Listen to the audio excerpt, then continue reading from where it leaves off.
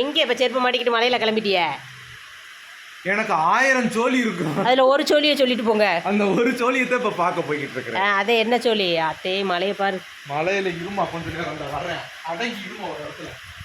எங்கேடி போய்கிட்டு இருக்கீங்க? பார்த்து மலையிலடி. இப்போல்லாம் வெட்ட வேண்டாம் வயர. ஆ என்ன தெரியுங்க? கொய்யாக்காய் பறிக்க புரியலா?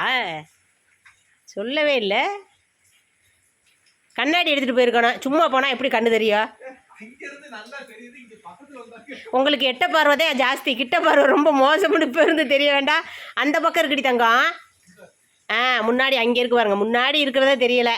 இதுலேருந்து என்ன தெரியுது? பக்கத்தில் இருக்க பலன் தெரியாது, தூரத்தில் இருக்க. நொய்யின்னு இங்க உட்கார முடியல. அதை எடுங்க இதை எடுங்க நொய்யின்னு இதெல்லாம் தின்னுக்கிட்டு பேசாம இருப்பாங்கல்ல. வாங்க எல்லாரும் கொய்யாக்காய் சாப்பிடலாம். ஓசி மரத்துல ஓசி கொய்யாக்காய் நல்லா இனிப்பா தான் இருக்கும். இது வந்து உள்ள சிவப்பு கொய்யாக்காய். இதை எப்படியே கடிச்சு திங்க சொன்னா என் புருஷனால திங்க முடியாதுங்க. காரணம் என்னன்னா ஆளு வீக்கு, பல்லு ஆளு ஸ்ட்ராங்கு, பல்லு வீக்கு. அப்படி கிடையாது, எனக்கு கொய்யாக்காய் பிடிக்காது. இப்ப அங்க நாய் தப்பிச்சுக்கிட்டாரு. சொல்லி தப்பிக்கணுமா? அப்படித்தான் சொல்லி தப்பிக்கணும். எங்க வீட்டுல எல்லாமே அப்படி அப்படியே இருக்குங்க. எங்க வீட்டுக்காருக்கு பல்லு அப்படியே இருக்குது. ஆனா ஒரு பல்லு கூட டேமேஜ் இல்லைங்க. ஆனா இந்த மாதிரி இதெல்லாம் கடிச்சு தின்னா தானே பல்லு டேமேஜ் ஆகும். இவர் இந்த மாதிரி வேலைக்கெல்லாம் நிக்கல, அதனால பல்லுக்கு டேமேஜ் இல்ல. சிக்கன் சாப்பிட்டாலே நம்ம வந்து அந்த மேலாப்புல உரிச்சு சாப்பிட்டு எலும்பு தூர போட்டுறோம். சிக்கனை கடிச்செல்லாம் திங்க மாட்டாரு, கையில பிச்சுதான் திம்பாரு. அப்புறம் எங்க மட்டன் தின்னுக்குவாரு. அதனாலதான் மட்டனே வேண்டான்னு விட்டுட்டாரு. சரி ஆமா போதுமாங்க. கொய்யாக்காய் பறிக்க போனது போதும் ஏன் இந்த பாடுபடுறது? தின்னு கொய்யாக்காய் முதல்ல.